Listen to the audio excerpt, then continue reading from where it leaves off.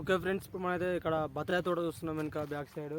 చూడండి ఫ్రెండ్స్, ఇక్కడ బత్తాయి తోట ఆల్రెడీ ఫ్లవరింగ్ లేదు, ఇప్పుడు ఆల్రెడీ కాయలు కాస్తుంది.